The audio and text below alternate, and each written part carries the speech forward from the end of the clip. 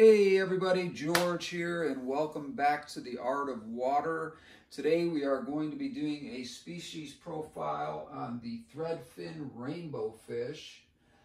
The scientific name for this fish, I'm probably going to butcher it because it's a very difficult one to say, but it's Iriatherina Werneri. And that's not exactly the way it's said, probably. I probably butchered that, but I will make sure that that is in the profile on here so that you know the scientific name. But basically, they're known as the rainbow, threadfin rainbow fish. So that's what we're going to be calling them today. Now, as far as the fish itself goes, let me tell you a little about this fish. This fish is a size that goes anywhere from 1.5 to 2 inches. I have never seen any of them that I have get to 2 inches. I have seen them get as big as 1.5 inches, but I've never seen any of them grow to 2 inches. This is one of the larger ones that I had in my other tank and put in this tank, and that's about as big as it's going to get there. And he's been like that for quite some time now, so I don't ever see these fish get much bigger than 1.5 inches, and so they're considered great for a nano-sized tank. As far as environment goes in the tank, they like a lot of plants and planted areas. This is a fairly new tank that I just started. It cycled, within the last 30 days, and I started out with some other types of rainbows in here and just decided to do a rainbow Papua New Guinea variety tank here, and all of these fish get along great. I was just really shocked that their ability to just sort of work with each other and have no problems at all. Now, I do notice that the males in the threadfin do flare, not only at the other males in their species, but they can flare to show off to the females in their own species. But also, they get a little confused now and then, and they will show off and flare to other species that look very similar to them in the rainbow family as well, such as these guys up here. So you'll see them do that, but it's not a big deal. It's not a sign of aggression. It's just basically the fish showing itself off for breeding purposes. So there's nothing harmful about it. Other than that, they're extremely peaceful. pH range on this fish is anywhere between 6 and 8. Right now I'm running about 7.2 on this particular tank, and they seem to be doing really well. As far as hardiness, water hardness, excuse me, DGH at around 5 to 12, somewhere in there. So yeah, I don't think that that's an issue at all. I've never had any problems with that, but something to keep in mind when you are putting a tank together for these guys. Recommended temperature is anywhere from 78 to 86 degrees. They do not like cold water. These are very warm water fish. Now that high end of 86 degrees, I don't ever get to that range. This tank here runs around 80 degrees, which is perfect for these fish and the other fish that occupy the tank, so no issues at all with that. The fish reproduce by spawning. They're a species, they're Oceania, which I told you already, that's the Papua New Guinea area or Northern Australia area, so they're found in that same region as the rest of the rainbow fish in there, which are Illuminati and also the blue-eye scissortail rainbow. I have both of those species in here as well. They're not in huge schools. I have more probably of the Illuminati, the blue-eyed Illuminatis than anything, but they are very peaceful towards each other. I never have any problems with these fish being aggressive towards each other at all, so you don't really have to worry about that. So again, they're peaceful. Food and feeding, like I said, be careful on the mouth size and the throat size. Make sure that this food is in smaller pieces so that they can get it down.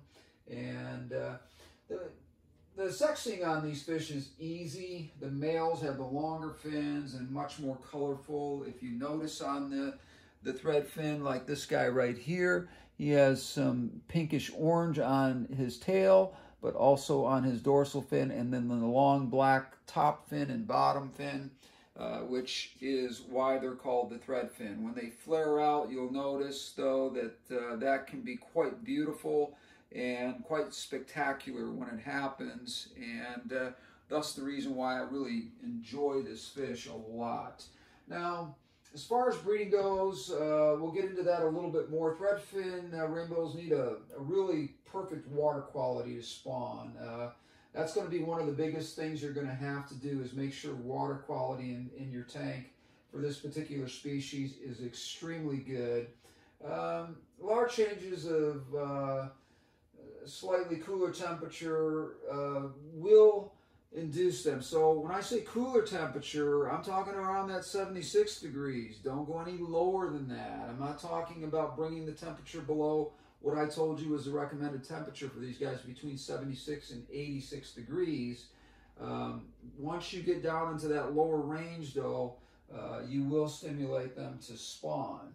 They're mop spawners, and they do drop eggs into a mopping type environment, and the fry are very small. They feed with infusoria until they have grown slightly, and then they feed with newly hatched brine shrimp, as most of these fish do.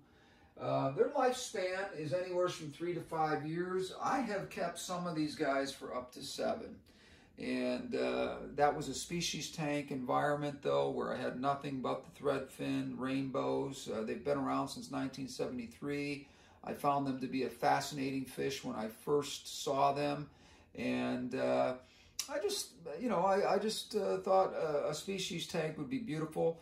But then I decided to put this tank together after I cycled it with just a variety of nothing but Papua New Guinea, Northern Australian rainbow fish that are in the nano size family, and it's really turned out to be a great idea, and these fish all get along really good.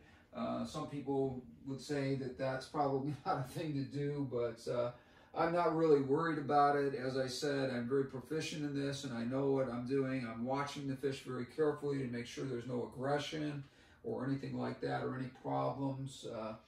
Anyways, males have long fins, so other fish that you would keep them with, you wouldn't want to keep these fish with aggressive fish that are fin nippers or anything like that, because of their long, beautiful thread fins and their beautiful tails. They can get nipped at, so you want to be careful not to put them with any other fish like that are not peaceful, that are fin nippers and that sort of thing, because they will unfortunately run into problems with that. So anyways, I hope that really covers all of what you wanted to know about this particular fish. Again, they're a beautiful little fish.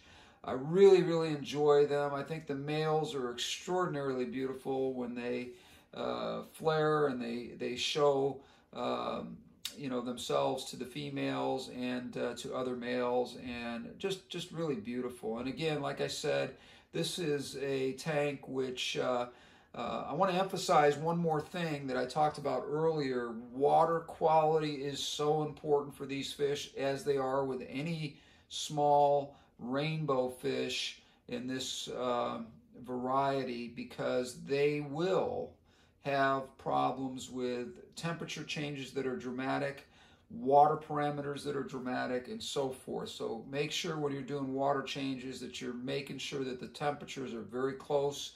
When you're taking water out and putting water back in, make sure the water going back in is very close in temperature, so that you don't have any issues with these fish being shocked, because it can happen.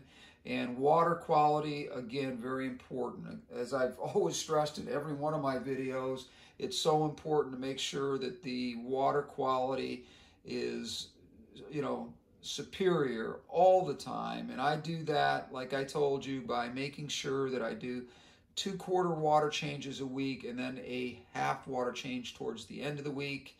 Only takes about 15 minutes to do a 1/4 water change, maybe 20 minutes to do the half. If you don't have that much time, you probably shouldn't be doing this anyway, but it's just really easy to keep that water quality up to par. As you can see, this water is crystal clear, and these fish are thriving in here, and that's because I am very, very conscientious about making sure water quality is front and center at all times to keep these fish in top shape. Anyways, this is George with the Art of Water. Please hit the subscribe button. Please leave a comment if you have any questions or you disagree with me about something on these particular fish. I'll be glad to talk to you about that. And if you want to know more about them that I haven't mentioned in the video, be glad to comment about that, and I will answer your comments as quickly as I can. The other thing that I would tell you about this video is that I don't see too many people hitting the like button. I would sure like to see a little bit more of that, just so I know that what I'm putting out in content is something that you really want to see. Anyways, George with the Art of Water, thanks again for watching, and we'll talk again real soon.